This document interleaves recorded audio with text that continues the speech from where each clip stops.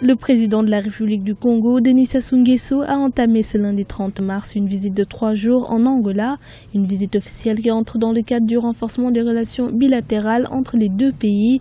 Selon Joaquim do Espírito Santo, directeur pour l'Afrique du ministère angolais des Relations extérieures, un accord dans le domaine de la défense qui prévoit l'échange des expériences ainsi que des actions dans le domaine de la formation seront signés par les deux parties. Nous pensons qu'il est important de le faire avec les pays voisins. D'ailleurs, la politique extérieure angolaise établit des priorités et parmi elles, au premier plan figurent les pays limitrophes. Certains observateurs, quant à eux, reviennent sur les relations d'amitié de longue date entre les deux pays et insistent sur le renforcement de leur coopération dans plusieurs domaines. Les relations entre Angola et la République du Congo ont été entamées le 24 septembre 1976. C'était à l'époque le président angolais Agostinho Neto et le président congolais Marian Ngouabi.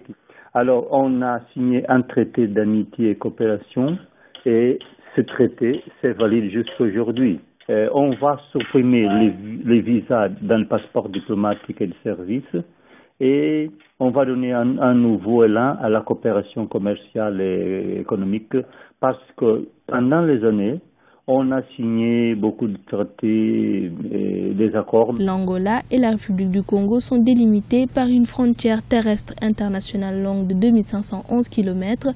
Cependant, la démarcation des frontières entre ces deux États voisins a été plusieurs fois source de conflits.